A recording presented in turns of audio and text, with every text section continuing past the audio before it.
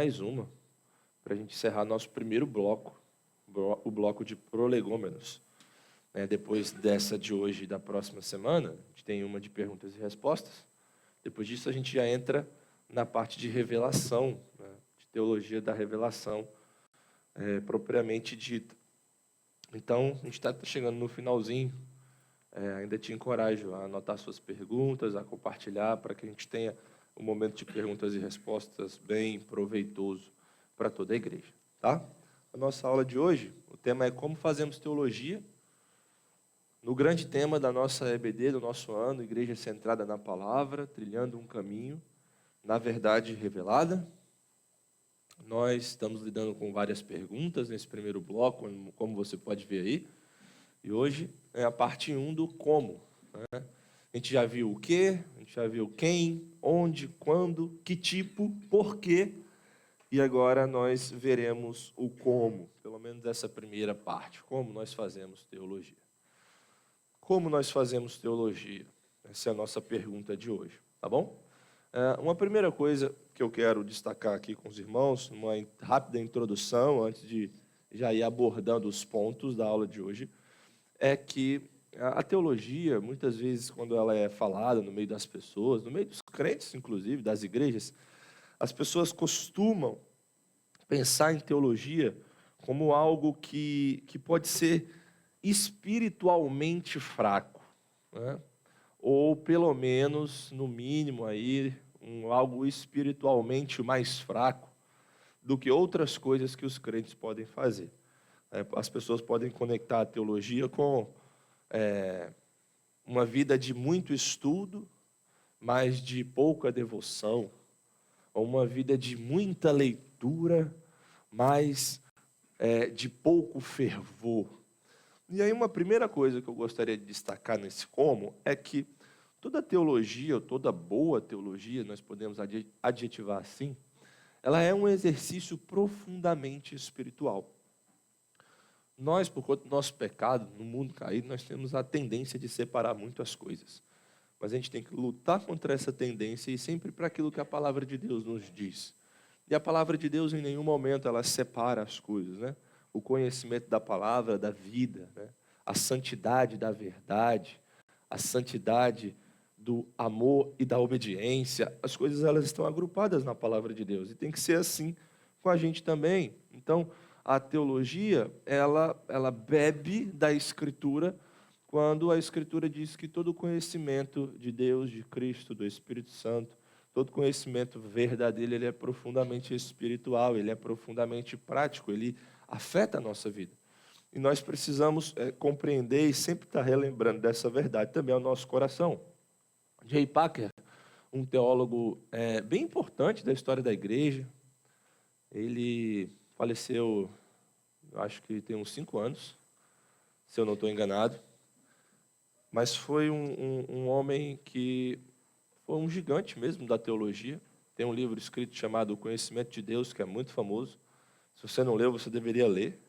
Esse é um livro bem importante sobre os atributos de Deus e nosso relacionamento com Ele. Esse J. Packer, ele disse assim, toda teologia é também espiritualidade. Se a nossa teologia não nos desperta a consciência e não quebranta o nosso coração, ela realmente endurece a ambos. Se a nossa teologia não encoraja o compromisso de fé, ela reforça o aparecimento da incredulidade. Se a teologia não promove humildade, ela inevitavelmente alimenta o orgulho. O que J. Packer está falando aqui é que se a teologia não faz uma coisa boa na sua vida, ela vai fazer outra coisa que não vai ser tão boa assim. Mas não tem essa de, a minha teologia é somente intelectual e não espiritual. Se você vai por esse caminho é porque você está pegando o lado ruim da força. O lado bom da força diz que a teologia ela é as duas coisas. Ela é profundamente espiritual, profundamente prática e está alicerçada na verdade. A gente tem que fugir desses perigos que nos cercam. Tá? Visto isso, dado esse ponto aqui, que é bem importante, que eu queria começar com ele, hoje nós vamos tratar dessa pergunta de como fazemos teologia da perspectiva espiritual.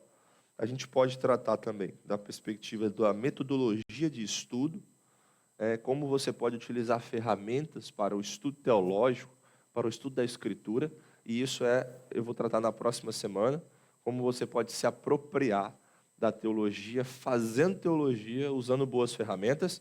Então essa é a aula da próxima semana. Mas a aula de hoje eu vou falar mais sobre a perspectiva espiritual, a da dinâmica espiritual.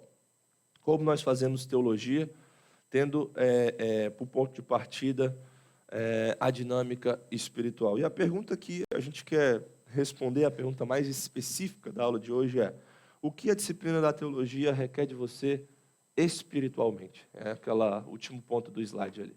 O que a disciplina da teologia requer de você espiritualmente?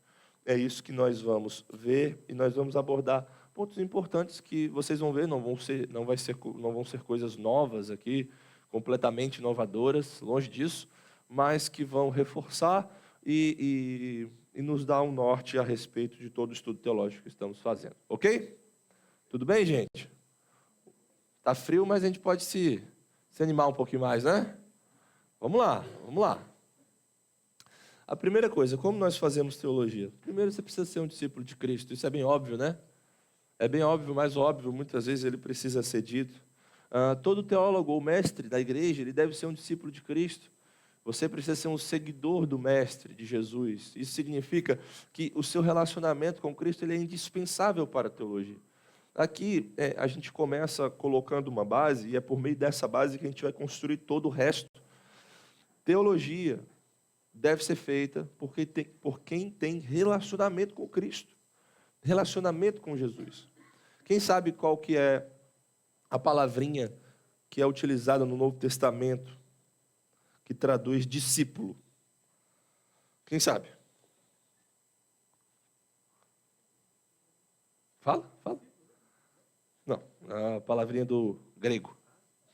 E o que ela significa? Alguém sabe? Não? A palavrinha é matetés e ela significa aquele que aprende. Aquele que aprende, aquele que é ensinado e aprende. Então, um discípulo, ele não é aquele que só recebe o conteúdo. Isso é importante, né? Um discípulo não é aquele só que lê. Um discípulo não é aquele que apenas escuta. Mas um discípulo é aquele que é ensinado e que aprende. E quando a gente vai ver a vida de Jesus, né, a gente vai recordando, e ele chega para um dos seus discípulos e diz assim: segue-me. Aí o texto bíblico diz assim: e ele se levantou e foi. E aí naquela caminhada, ele estava ouvindo o mestre, ele estava sendo ensinado pelo mestre, e, muito importante, ele estava aprendendo do mestre. Então, o discípulo de Jesus é aquele que aprende. E o objetivo do discipulado, então, se você é um discípulo de Cristo, é assimilar, isso aqui é muito importante, a mente e o caráter do mestre, por meio da submissão à sua instrução e imitação de sua conduta. Então, o discipulado, irmão, não é simplesmente para você acumular conhecimento. Simplesmente isso. O discipulado não é simplesmente para você ouvir o que a pessoa está dizendo e sem uma reflexão você vai lá e faz de qualquer jeito. Não. O discipulado verdadeiro é você assimilar a mente e o caráter do seu mestre. A mente e o caráter do seu mestre. Você faz isso em uma submissão à instrução que ele te dá. E você imita a sua vida. É por isso que o discipulado é muito profundo e é essencial nas nossas vidas, na vida da igreja. Nós somos discípulos de Cristo e nós caminhamos uns com os outros para sermos mais parecidos com Ele, refletindo o próprio Cristo. Abra sua Bíblia aí, em Lucas 6, 40. E aí já coloca um outro dedo lá em Lucas 14, 27. Olha só o que a Escritura diz. Desculpa, gente.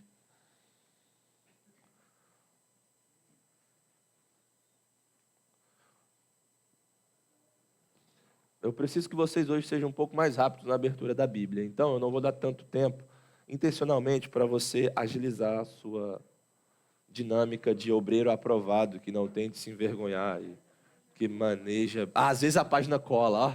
Olha aí, irmã Sara. Duas opções, a sua Bíblia é nova ou você não está usando muito a Bíblia. Estou brincando. Vamos lá. Lucas 6,40 diz assim: o discípulo não está acima do seu mestre. Todo aquele, porém, que for bem instruído, será como seu mestre. Né? Olha Lucas 14 agora. Falei para você colocar um dedinho lá. Lucas 14, 27. Cristo Jesus está dizendo assim, ó, e quem não tomar a sua cruz e vier após mim, não pode ser meu discípulo. Aqui, esse discipulado traz muito a ideia para a gente disso ali que eu coloquei, né? Você vai se submeter à instrução e à imitação daquela pessoa e você vai buscar assimilar a mente e o caráter, a vida dela, né? Essas são duas passagens que nos mostram essa verdade. Tem tantas outras também na Escritura. Então, se você se considera um crente de verdade, um discípulo de Cristo, um teólogo, alguém que estuda a palavra de Deus, você precisa se perguntar isso. Eu estou sendo um fiel seguidor de Jesus Cristo? Essa precisa ser uma pergunta na sua vida. Eu estou sendo um fiel seguidor dele, do Mestre Jesus, para aprender e se parecer mais com ele mesmo, entendendo melhor o seu caráter e vivendo esse caráter. Isso é essencial. Porque, no final das contas, o discipulado não é opcional. Na verdade, ele é a única alternativa para nós. A outra alternativa é ser infiel. É a infidelidade a Cristo, né? Tudo o que nós falarmos aqui vai partir desse ponto, como eu falei. E essa é uma primeira coisa.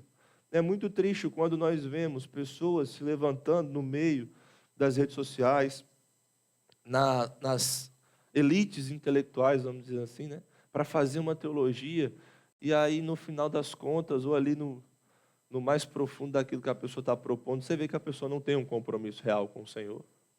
Isso é muito triste e bem perigoso para a igreja. A gente precisa ter cuidado com esse ponto. Então, primeira coisa, como você faz teologia? Seja um discípulo de Cristo, esteja empenhado nisso.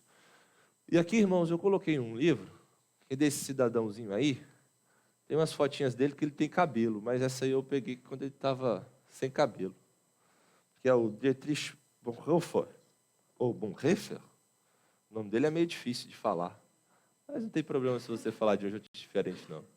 Ele tem esse livro aí, Discipulado, e nesse livro ele fala pouco do você discipular outras pessoas dentro da igreja.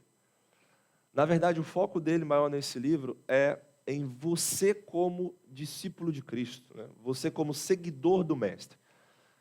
Tem outros livros bons a respeito do você ajudar outras pessoas a seguir a Cristo, tá? Mas esse é um livro que ele foca muito em você como discípulo de Cristo. E eu acho esse livro muito bom. Ele marcou muito a minha vida. É um livro que eu acho sensacional. A profundidade que ele trabalha a ideia do discipulado é muito grande. Aqueles conceitos que a gente já deve ter visto por aí, você já deve ter visto. Graça barata, graça preciosa, discipulado de verdade com Cristo. Vem desse livro. Se você tiver a oportunidade de ler, eu acho que você deve aproveitar esse livro aí. Mariana não gostou muito, né, amor? Mais ou menos, né? Mas ela não está sempre certa, então. Eu gostei demais. É que eu que dei esse livro para ela, quando a gente ainda era namorado. Não era? Não foi isso? Não lembro? Então não nem gostou do livro mesmo. Enfim, mas eu acho que vocês vão se aproveitar bastante dessa obra. Fica a dica aí. A segunda coisa, como nós fazemos teologia? Dependa da obra mediadora de Cristo Jesus. Dependa da obra mediadora de Cristo Jesus. Abra sua Bíblia em Colossenses 2. Rapidinho. E eu nem vou dizer que está ali no slide, para você não deixar de abrir a sua Bíblia. Colossenses 2, 6 a 8.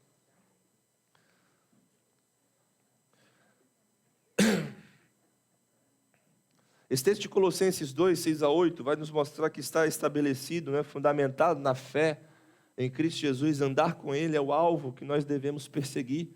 Nós perseguimos esse alvo continuando nossa caminhada com Cristo, né? Em união e comunhão com Ele. Olha só o que diz o texto. Portanto, assim como vocês receberam Cristo Jesus, o Senhor, continuem a viver nele, estando enraizados e edificados nele, confirmados na fé, como foi ensinado a vocês, crescendo em ação de graças. Tenham cuidado para que ninguém venha a enredá-los com a sua filosofia e vãs sutilezas, conforme a tradição dos homens, conforme os rudimentos do mundo e não segundo Cristo. Não segundo Cristo. O chamado de Paulo nesse texto é para que a gente ande e confie em Cristo, confiando em sua obra. Confiando em sua obra. Quando nós falamos da obra de Cristo, a gente pode pensar em 3 aspectos. O aspecto do sacerdote, do profeta e do rei. Cristo é o nosso sumo sacerdote. Cristo é o nosso maior, o grande, supremo profeta. E Cristo é o nosso eterno rei. Quando nós nos aproximamos da teologia, nós precisamos entender e ter na nossa base a verdade de que Cristo é profeta, sacerdote e rei. E nós fazemos teologia confiando na obra desse Cristo, que se apresentou, se deu por nós, deu o seu sangue, deu a sua vida por nós, nos entregou as palavras de Deus, Deus encarnado em sua própria pessoa, e ainda nos governa a igreja, governa os crentes, através do seu Espírito, através da sua palavra, através daquilo que ele nos deixou. Então, o labor do teólogo sempre vai ser um exercício de fé em Cristo.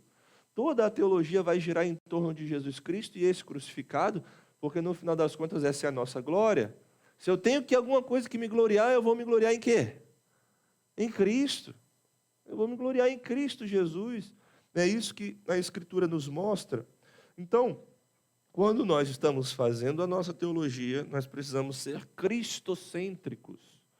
Olhar para a obra dele e articular os nossos pensamentos, articular todo o nosso estudo ao redor daquilo que ele fez e ter isso como confiança.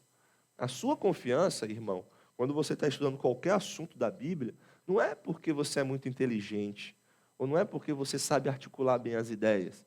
E aí isso pode gerar até comparação, né? Ah, não, se eu não sei articular tão bem quanto a irmã fulana, se eu não sei articular tão bem quanto o irmão fulano, então eu não posso fazer essa teologia, eu não posso estudar isso. Não, não é isso. A sua confiança está na obra de Cristo.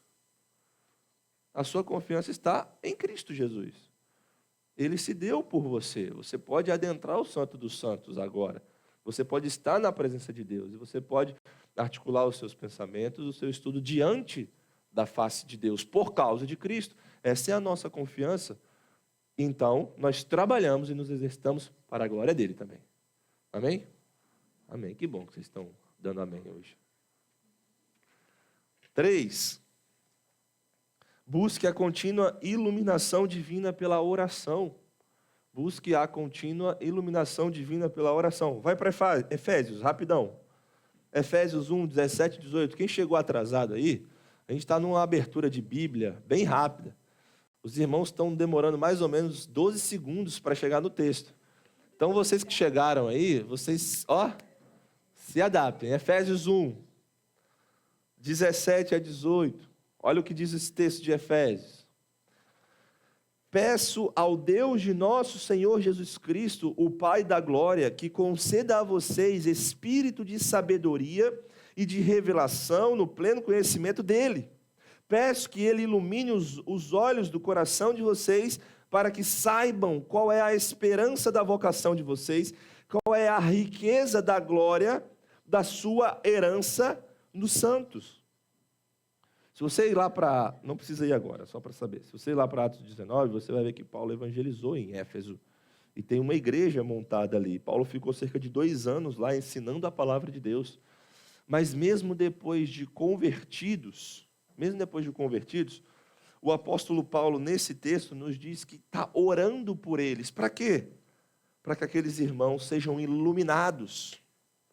E ele reforça isso no meio da igreja. Olha, vocês já estão convertidos, o ponto não é esse.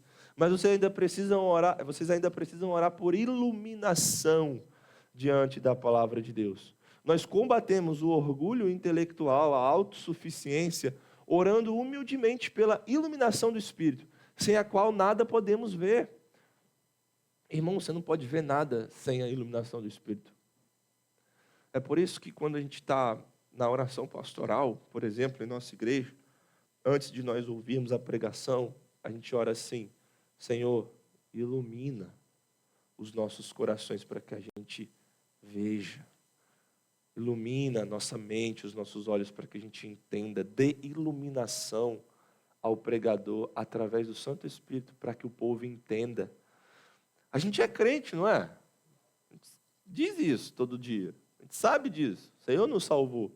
Mas a gente continua rogando e pedindo a Deus em dependência. Deus nos ilumine, nos guia em nosso entendimento para que a gente compreenda as maravilhas daquilo que o Senhor nos dá. Então, irmão, não é porque você está aprendendo uma boa teologia, isso é uma aplicação para nós, que você deixa de orar por isso. Não é porque você já sabe quais são os bons autores, os bons materiais, que você deixa de orar, pedindo que Deus te abençoe. Lembra da primeira frase lá do J. Packer? Se a teologia que você está aprendendo não resultar em algo bom e edificante ao seu coração, ela vai dar algo ruim, ela vai gerar uma erva daninha, e isso vai ser prejudicial. E a gente combate tudo isso, o orgulho e a autossuficiência, com oração. Com oração.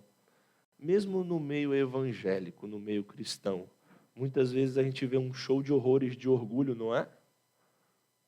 De discussões, de polêmicas, de posicionamentos, onde as pessoas vomitam orgulho uma nas outras. Aí você fala, não é crente, não? Talvez seja. Mas, muito provavelmente precisa dar passos para trás e se dobrar diante do Senhor para que se arrependa mesmo por essas coisas, seja humilhado diante da presença de Deus. Então, não é porque a gente faz uma boa teologia que a gente se esquece desse detalhe, né? Abra lá a sua Bíblia em Salmo 119. Esse é fácil. Pega o meio da Bíblia, bota o dedo e abre assim, ó. Faz essa experiência, vê se dá certo. Mas tem que ser bem no meio. Bem no meio. Pode ser que você vai já abrir uns textos lá de Salmos mais para trás, mais para frente, mas vai ser Salmos, eu acho. Salmo 119, a gente vai falar aqui dos versículos 18, 27 e 33. Olha só como o salmista ajuda o teólogo a compreender esse ponto que a gente acabou de dizer aqui. Salmo 119, 18 diz: desvenda os meus olhos para que eu contemple as maravilhas da tua lei. 27, faz-me compreender os caminhos dos teus preceitos e meditarei nas tuas maravilhas. 33, ensina-me, Senhor, o caminho dos teus decretos e o seguirei até o fim. Até o fim. Você está precisando se maravilhar mais diante da palavra de Deus? Faça isso com muita oração e vai lá para o Salmo 119. Leia ele umas 20 vezes. E ore depois. Peça que Deus desvende os seus olhos e que você contemple as maravilhas e o tesouro que é a palavra de Deus. Quando a gente ora por iluminação também, a gente ora por iluminação de quem está à nossa volta. Se nós não formos iluminados, como nós falamos aqui, a gente não vai entender. E as pessoas que você está lidando no seu dia a dia também precisam de iluminação. Ora pela sua família, se você prega o evangelho para eles, quando você fala do Senhor para eles, ore para que o Senhor ilumine. Às vezes a gente tem uma postura tão incrédula com os nossos familiares, né? Fala, pastor, mas é muito duro aquele coração. E o seu não era, não? Será que existe coração mais duro do que o seu? E o Senhor transformou? Ou aquele amigo da sua escola, da sua faculdade, do seu trabalho, aquele irmão da igreja que você já falou a verdade para ele umas 50 vezes, e ele continua lá fazendo a coisa errada, ou duro com relação àquilo. Os pastores da sua igreja, ore pelas suas situações de discipulado e aconselhamento para que Deus ilumine e dê graça e desvende os olhos para que os seus filhos enxerguem as maravilhas da tua lei. Amém? Vamos seguir. Como nós fazemos teologia? Foi ponto 3, ponto 4 agora. Estude a palavra de Deus com tremor. Estude a palavra de Deus com tremor. conquanto a Bíblia tenha sido escrita em linguagem humana, e o Senhor tem usado homens para isso, obviamente, nós jamais devemos tratá-la somente como palavra de homens, e sim como palavra de Deus, e em verdade ela o é. E nós somos chamados, irmãos, a fazer teologia com profunda reverência pelo que Deus já falou, não buscando coisas que Deus ainda não falou, porque tudo que Deus já falou é suficiente para nós, para a nossa vida e piedade, para vivermos bem. Tudo o que Deus já falou é suficiente para vivermos bem. Você acha que se tivesse alguma coisa que faltasse na sua vida para você viver bem, o Senhor não te daria? Te daria, mas não falta, a palavra de Deus está completa. E a gente vê que muitos teólogos ultimamente, eles têm mutilado a Bíblia, desprezando doutrinas das quais eles discordam. E uma implicação importante para nós desse ponto é essa ali. Nós precisamos deixar a Bíblia falar os pontos desconfortáveis do nosso coração. Ué, pastor Jones, mas a gente é crente, né? Então a gente não deveria ter esse problema. Não, a gente tem. Muitas vezes o nosso coração pecaminoso e enganoso coloca barreiras para que a palavra de Deus não avance nas áreas desconfortáveis do nosso coração. O que é desconfortável para você e que você precisa deixar Deus falar lá dentro?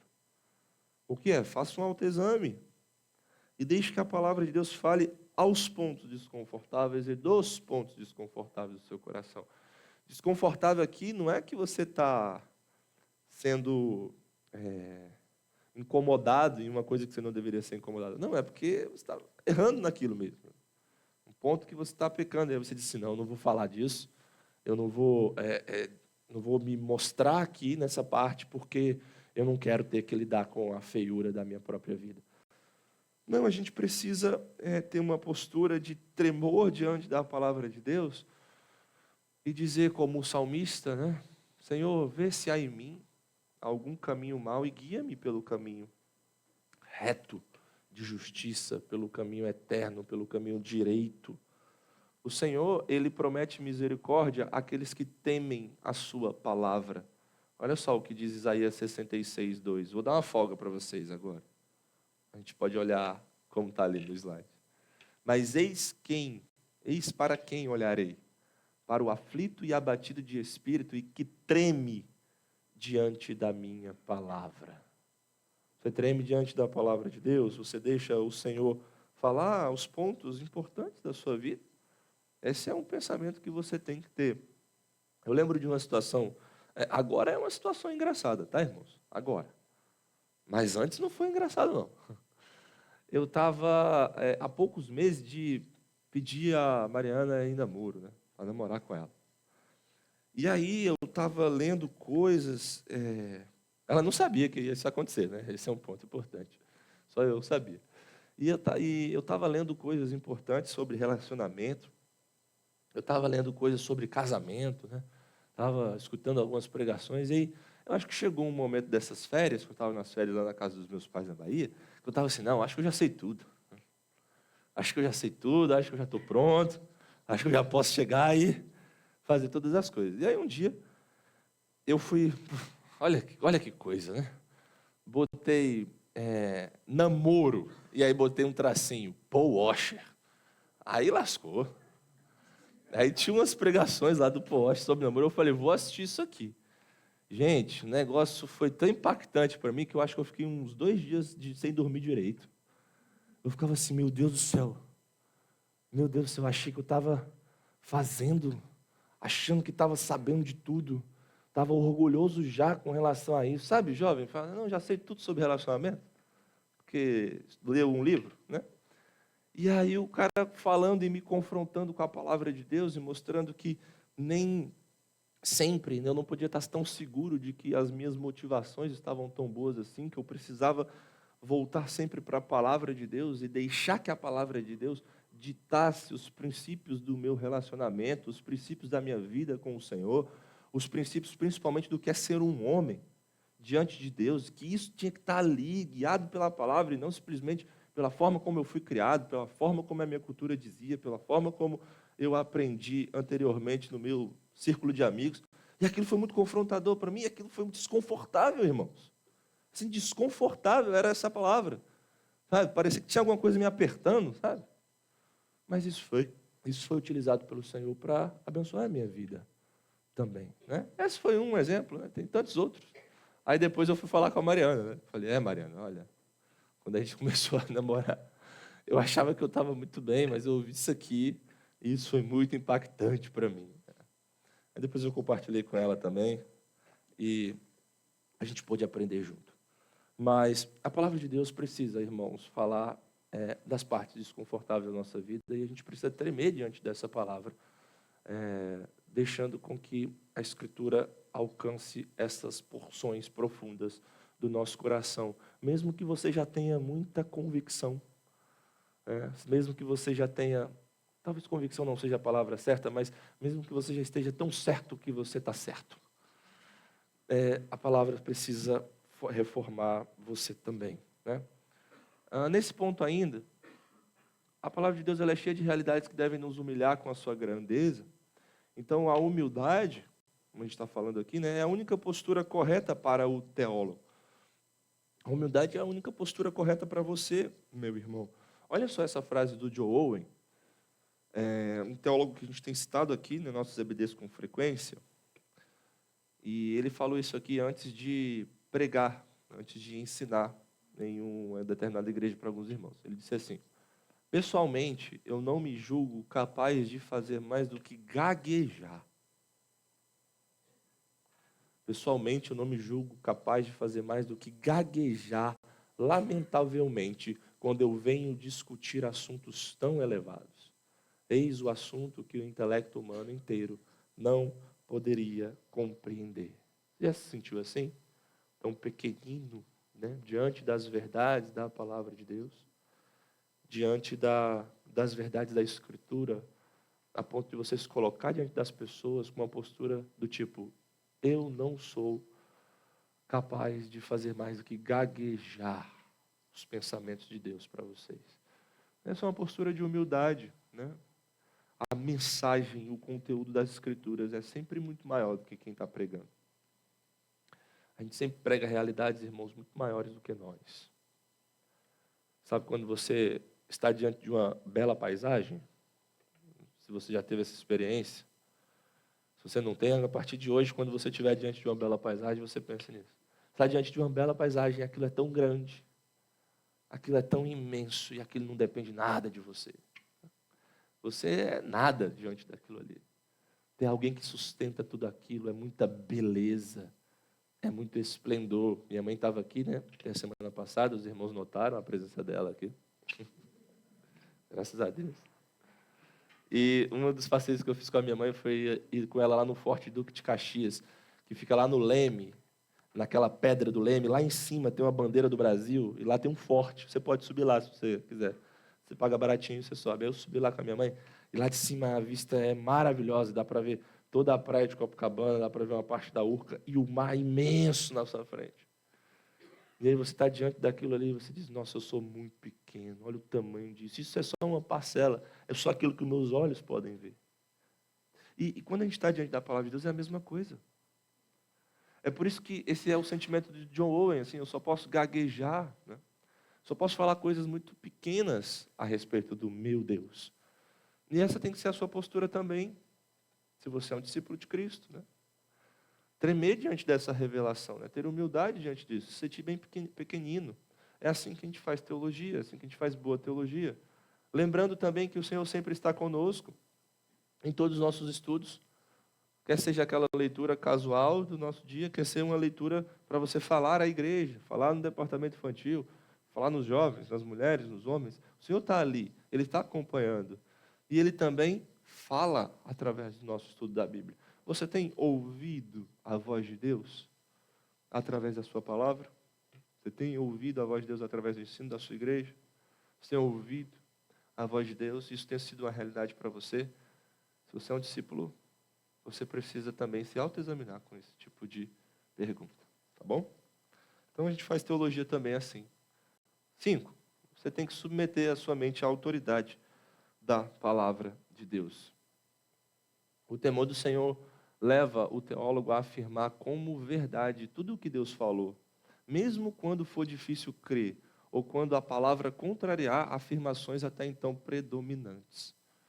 Sabe quando você está conversando com uma pessoa, e eu não estou pedindo aqui para você ser soberbo, orgulhoso e nem inconveniente, mas você está conversando com alguém e talvez você não saiba o assunto que aquela pessoa está falando em sua profundidade, você não sabe daquele autor em específico, mas você viu que aquele ensino contraria a palavra de Deus. Você não tem que aceitar aquilo só porque a pessoa é um especialista. E hoje a gente tem uma cultura do especialista terrível, né? A pessoa se levanta assim, eu sou especialista, eu tenho pós-mestrado, doutorado e pós-doutorado. Fala assim, grandes coisas, né? Grandes coisas. Você tem a palavra de Deus para guiar, né? O que você pensa ou não. Então, mesmo que você talvez não entenda com profundidade todos aqueles assuntos, ou que seja difícil articular, mas se você é um cristão que diz só a Escritura, somente a Escritura, a palavra de Deus, suficiente para nós, inerrante, infalível, você submete os seus pensamentos diante dela. E a submissão à palavra de Deus caracteriza os filhos de Deus, caracteriza aqueles que amam a Deus. Abra sua Bíblia em Romanos 6:17.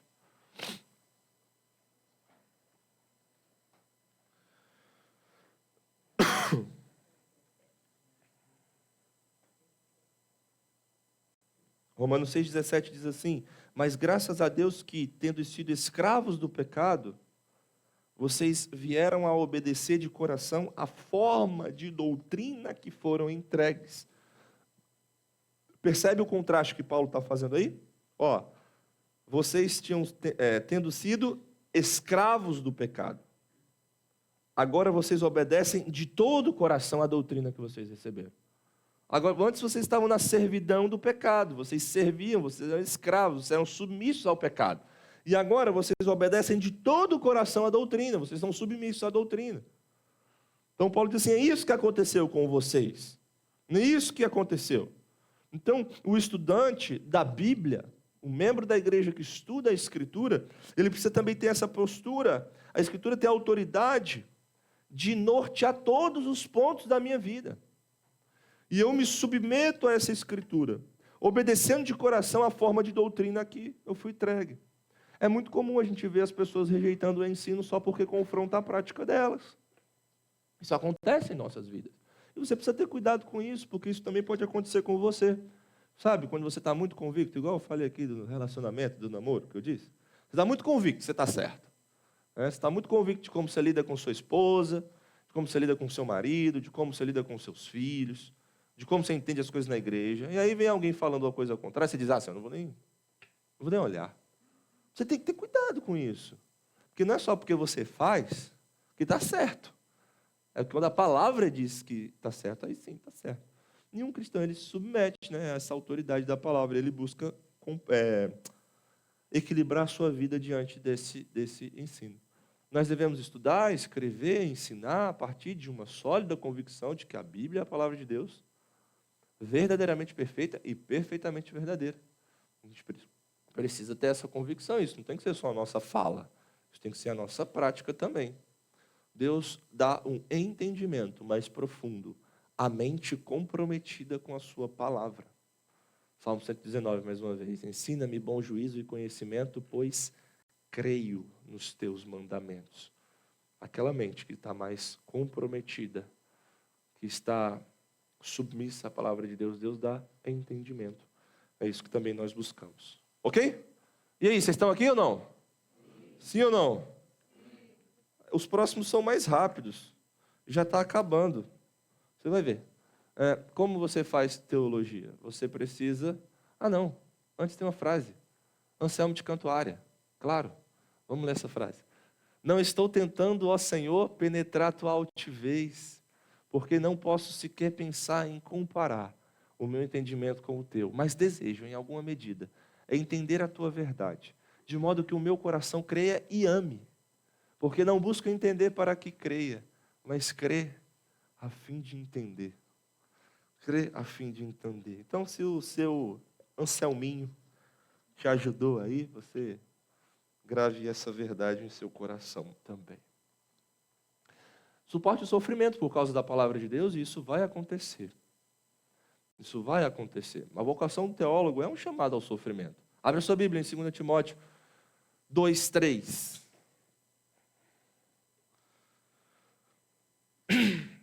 2:3 e 3:12, na página seguinte. 1, 2, 3, 4, 5, estou lendo. Participe dos meus sofrimentos como bom soldado de Cristo Jesus. 3:12. Na verdade, todos os que querem viver piedosamente em Cristo Jesus serão perseguidos. Como defensor da palavra de Deus, você muito certamente vai enfrentar oposições. Tá? Você pode enfrentar oposição dentro da sua própria casa. Você pode enfrentar oposição no seu trabalho, você pode enfrentar oposição nas redes sociais. A gente não vê isso acontecendo, né? Direto. Você pode enfrentar a oposição das pessoas da sua igreja. É claro que nós não queremos que isso aconteça aqui. Se você quer viver a palavra de Deus, que os irmãos da sua igreja te apoiem e te encorajem. A liderança da sua igreja encoraja isso, e é isso que nós buscamos a cada dia. Mas tem muitos irmãos em outros contextos que buscam olhar para a palavra de Deus e enfrentam a oposição dos seus. Não é nem dos de fora, é dos seus. Por quê? Porque está falando de uma coisa desconfortável do próprio coração daquela pessoa e ele não deixou entrar. Então, isso pode acontecer, né? Nadando contra a corrente, o homem ou a mulher de Deus apega-se confiadamente à palavra como revelação de Deus, completamente suficiente, e prega suas doutrinas com uma paciente resistência. Você está convicto da palavra de Deus, que ela é a verdade? Se você está convicto dessa palavra, você tem que defender ela com a sua vida, mesmo que isso custe o ser perseguido em algumas situações. Se você é um cristão, muito certamente você já viveu alguma experiência desse tipo. Alguém olhar para você e falar, claro que não. Por que você está querendo nisso? Por que você está fazendo dessa forma? Você está sofrendo lavagem cerebral. Alguma pessoa, algum líder aí, colocou um negócio na sua cabeça, você está vivendo assim. Né? Para que você vai fazer desse jeito? Então, muitas vezes a gente vai ter que lidar com essas situações. Isso também é parte de ser um teólogo, um estudante da Escritura, um crente fiel, um discípulo de Cristo. A gente não tem como evitar esse tipo de coisa e precisamos considerar isso também na forma como a gente vive. 7. Cultive um apetite espiritual pela palavra de Deus. Cultive um apetite espiritual pela palavra de Deus. Você é chamado a amar a palavra de Deus. Cultive em seu coração a atitude do Salmo 119, 131. Está vendo que a gente está lendo muito Salmo 119, né? Aí você já vai ler de novo na sua casa. Todos os versículos. Se quiser decorar também, pode decorar. Abro a boca e suspiro, porque desejo os teus mandamentos. O salmista não está dizendo que ele tem somente a obrigação de estudar. O salmista não está dizendo que ele tem somente o dever de estudar para ensinar alguém. Ele está dizendo que ele suspira porque ele deseja a palavra de Deus. Porque o coração dele quer aquilo. Essa postura que a gente precisa imitar também em nossa vida. Almeje a palavra. Deleite-se na palavra. Entesoure a palavra e busque a palavra. E tenha cuidado com o profissionalismo teológico. Por que eu coloquei isso aqui? Porque pode ser, e isso acontece muito com pessoas oficiais da igreja, por exemplo, ou com líderes da igreja, mas acontece também com crente que talvez não seja um líder da igreja. Tenha cuidado com esse profissionalismo teológico bíblico, né? De ver a Bíblia somente como uma ferramenta de trabalho, de ver a Bíblia somente como algo que você vai para estudar aquilo para passar para alguém, ou que você vai para tirar a dúvida teológica de alguém. Tenha cuidado com isso, guarde seu coração disso. Isso também é muito importante para os pastores, eu preciso estar relembrando disso constantemente para o meu coração. Não estudar a Bíblia somente para falar à minha igreja, mas estudar a Bíblia porque eu preciso, porque eu devo anelar, né, suspirar e desejá-la. Então, se você está percebendo que você está começando a olhar para a Escritura somente como ferramenta, de uma forma utilitarista, você precisa voltar a algumas casas, se arrepender diante de Deus, pedir ajuda de outras pessoas, pedir ajuda para que as pessoas orem por você e começar a transformar essa visão de ferramenta, somente para responder algumas coisas, para a palavra pela qual você vive, né? Pela qual você deseja, pela qual o seu coração é norteado. Quando a gente faz teologia, a gente precisa estar relembrando disso constantemente, né? É a mesma coisa, você está estudando sobre o ser de Deus, e aí você está tratando com várias proposições, e as proposições elas são importantes para nós, irmãos, mas a gente ainda está falando do ser de Deus. E você precisa se dar conta disso. Está falando do ser de Deus. Você é desse tamanhozinho, ó. Você está entrando em um terreno que você não domina. Na verdade, você que é dominado pelo Senhor. E a gente precisa estar relembrando disso o tempo todo. O tempo todo, tá? Então não se esqueça disso, não. Seja um membro... Eu acho que eu pulei um. Antes desse aqui, ó, depois desse aqui, na verdade, eu acho que eu comi um slide. Era um ponto falando assim: busque a sã teologia através de uma vida obediente de amor. Então eu não coloquei aqui porque eu devo ter comido na hora de fazer, mas eu vou falar para os irmãos. Busque a sã teologia através de uma vida de obediência e amor. Sempre que você estiver estudando a palavra de Deus, ou qualquer livro, ou qualquer proposição teológica, esforce-se para conectar isso com obediência e amor. Em qual sentido? De entender que a teologia ela é profundamente espiritual e prática em nossas vidas. Então, se você conhece mais, você ama mais. Se você conhece mais, você obedece mais. Essas duas coisas caminham de mão em uma mão dupla. O Senhor Jesus Cristo, ele leva o amor e a obediência tão a sério que ele ameaça tirar o candeeiro espiritual de uma igreja quando ela perdeu o seu primeiro amor, muito embora essa igreja continuasse ativa e teologicamente disciplinada. Apocalipse 2, 1 a 5. O Senhor diz assim: olha, se vocês não voltarem ao primeiro amor, eu vou tirar o candelabro, o candeeiro de vocês. E você vai ver ali a descrição, eles estavam disciplinados, tá? Eles estavam teologicamente ativos. Mas nós precisamos crescer constantemente, tanto na verdade e no conhecimento, como também na obediência, no amor, na compaixão, na longanimidade. Isso também faz parte de uma boa teologia. Então era isso que estava no outro slide, só para os irmãos não perderem esse ponto. Então esse era o ponto 8, agora então o ponto 9. Seja um membro fiel de uma igreja fiel. O que isso tem a ver com teologia, com fazer teologia? Tudo. Tudo. Então, você quer ser um bom teólogo? Esteja numa igreja fiel. Quer ser um bom teólogo? Esteja numa igreja saudável. Esteja numa igreja saudável. Lute por isso. Busque isso. Ore ao Senhor por isso. Né? Eu não estou dizendo que necessariamente você vai precisar sair da sua igreja atual, se você é um visitante aqui, que está aqui na nossa igreja. Mas se sua igreja está se desviando da palavra de Deus, sim, talvez você precise considerar sair de lá, porque esse é um lugar que você não vai ser nutrido.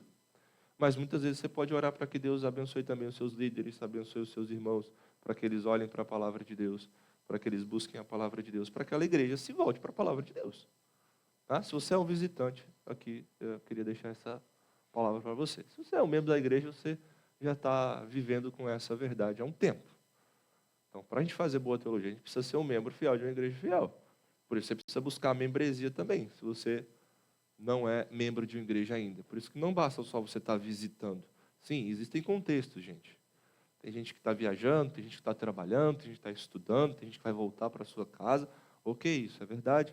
Mas se você sabe que você vai ficar naquela região por um bom tempo, você precisa considerar a membresia de uma igreja também. Isso é essencial ao discipulado e ao fazer teológico. Né? Ao fazer teológico. O teólogo cristão ele não deve andar sozinho. A regra divina para o conhecimento é: quem anda com o sábio será sábio. E você precisa considerar isso. Né? Teólogos precisam de igreja. Eles precisam da igreja. Né?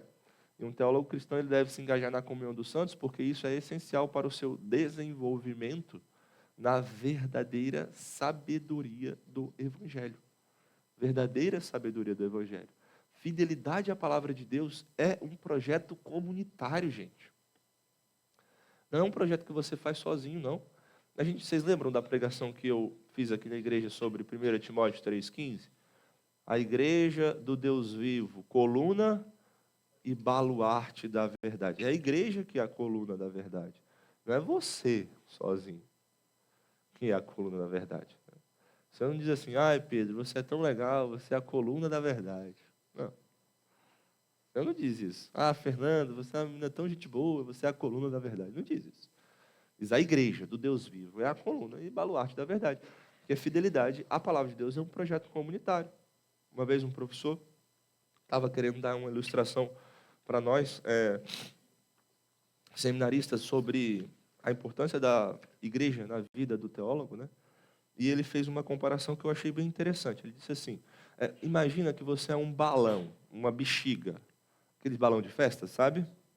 E aí, quanto mais você estuda teologia, se você estuda teologia, né, bem ali, aquele negócio, cenário, aquela coisa toda, você vai começar a ser inflado com ar, né, dentro daquele balão. Então, você é o balão, e aí você começa estudando teologia, e aí você começa a ser inflado, a bexiga começa a ficar cheia.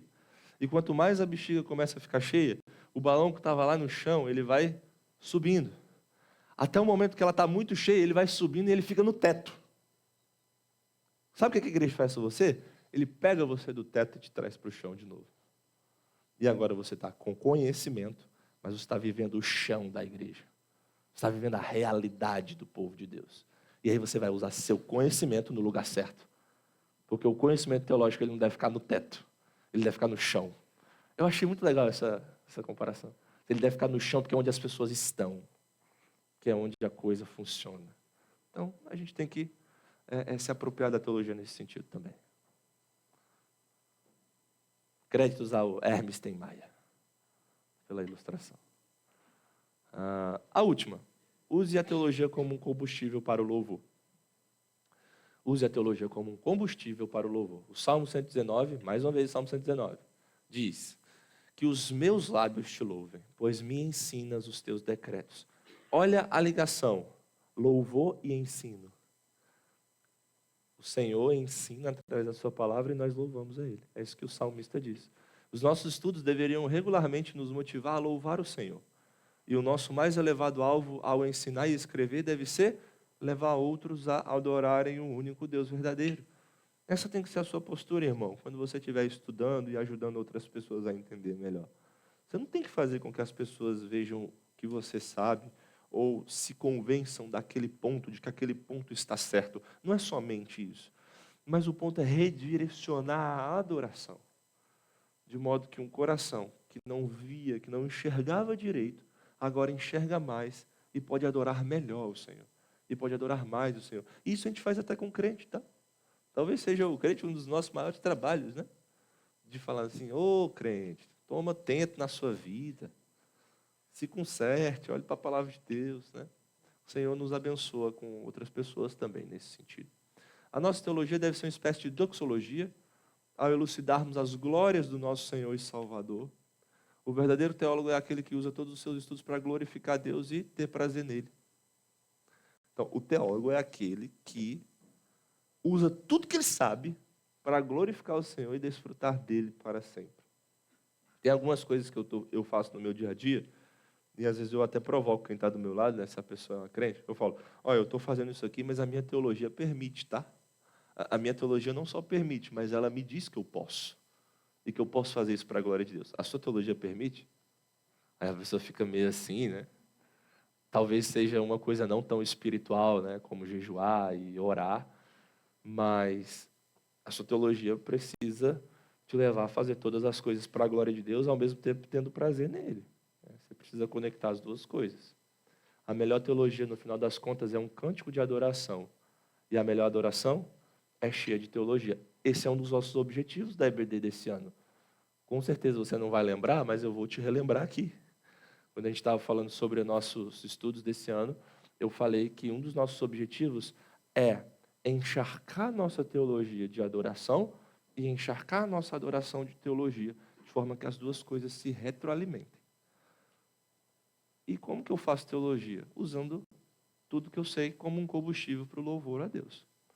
No final das contas, é isso. Amém? Tá, eu vou encerrar essa aula mostrando só uma frase e depois eu quero ouvir se alguém tem alguma pergunta. Essa frase eu gosto muito dela. Eu aprendo muito com ela. E ela foi dita por esse carinha bonitinho aí, chamado Cornelius Van Til. Ele disse assim: fazer teologia, o dever do teólogo é, aí ele colocou, pensar os pensamentos de Deus após ele. É o chamado de uma geração de teólogos para a próxima. Se concentre nessa expressão, pensar os pensamentos de Deus após ele. O que Van Til está querendo dizer aí? Ele está dizendo assim, olha, Deus, que tem um conhecimento autêntico e verdadeiro e supremo, ele já pensou algo e te deu nas Escrituras. Ele já interpretou para você. A sua missão agora é pensar o que ele pensou depois dele já ter pensado e te dado. Vamos trocar em miúdos o que ele está dizendo. Interprete, compreenda, ensine a partir das Escrituras. Quando você faz isso, você pensa os pensamentos de Deus após ele. Você pensa sobre o conhecimento verdadeiro, porque o conhecimento verdadeiro pertence ao Senhor e ele já te deu nas Escrituras. E esse é o chamado do teólogo. Esse é o dever do teólogo, isso que a igreja faz. Ela pensa os pensamentos de Deus após ele, não antes, após. E isso também tem tudo a ver com o que a gente está falando aqui, né? A gente só pode conhecer porque Deus se revelou, a gente só pode saber porque Deus se revelou, a gente só pode saber da verdade porque Deus se mostrou. É exatamente isso que o Van Til está dizendo. Então eu queria encerrar com essa frase. Eu estava tentando encaixar ela em alguma aula. E agora eu consegui. Tem muita coisa, né, que a gente poderia considerar sobre essa frase. Ela é bem cheia de conteúdo, mas eu acho que por hora é isso. Tá? Converse com o irmão sobre seus estudos bíblicos teológicos. O que você tem lido, quais autores, o que tem aprendido, como tem aplicado em sua vida. Tenha essa conversa acompanhada de momentos de oração. Vai lá, gente, vai. Ao invés de você conversar sobre coisas que talvez não são tão importantes assim, ao invés de você não saber o que conversar com alguém, vai lá e conversa sobre o que você tem aprendido, lido, quais autores. Não fica com vergonha não, né? Se estiver lendo coisa ruim, tem que falar, porque aí seu irmão já te corrige. Tá? Faça tudo isso acompanhado de oração. Tá?